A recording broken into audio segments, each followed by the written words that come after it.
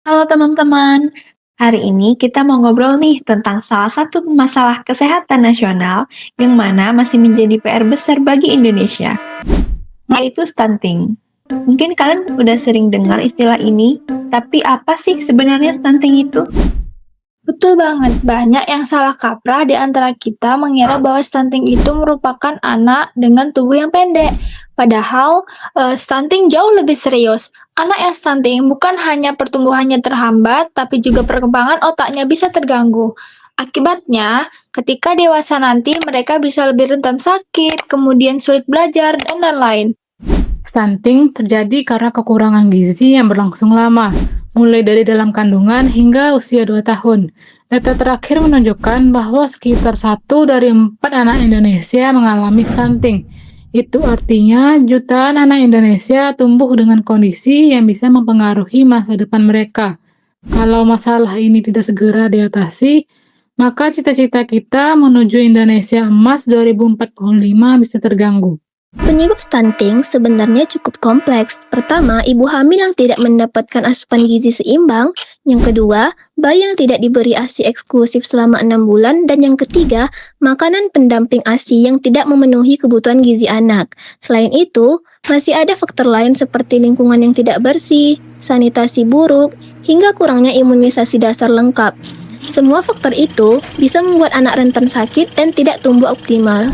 Dampaknya jangan dianggap remeh ya. Anak yang stunting itu bisa tumbuh lebih pendek. Tetapi yang lebih bahayanya lagi, kemampuan berpikirnya itu bisa berkurang. Saat dewasa, mereka beresiko memiliki produktivitas yang rendah. Dan juga mereka akan mudah terserang penyakit. Bahkan, bisa mempengaruhi kualitas generasi penerus bangsa. Jadi, stunting itu bukan hanya urusan keluarga ya, tapi juga masalah besar bagi masa depan Indonesia. Kabar baiknya, stunting bisa dicegah. Caranya dimulai dari langkah sederhana di rumah. Pastikan ibu hamil mendapat makanan yang bergizi seimbang. Cukup protein, vitamin, dan mineral. Setelah bayi lahir, berikan ASI eksklusif selama 6 bulan. Lalu, berikan MPASI yang bergizi lengkap. Jangan lupa lengkapi imunitas, jaga kebersihan lingkungan, dan pantau tumbuh kembang bayi secara rutin di posyandu atau puskesmas terdekat. Semua ini adalah investasi penting untuk masa depan anak-anak kita. Pencegahan stunting bukan hanya tugas pemerintah atau tenaga kesehatan, tapi tanggung jawab kita semua. Mulai dari sekolah, keluarga, masyarakat, sampai media sosial bisa ikut berperan. Kita bisa saling berbagi informasi positif, memberi dukungan pada ibu hamil dan keluarga dengan balita, serta memastikan anak-anak di sekitar kita tumbuh sehat.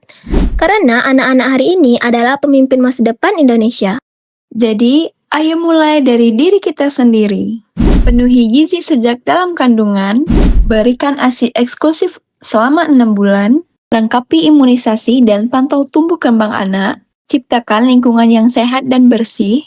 Bersama kita cegah stunting untuk generasi emas Indonesia 2045.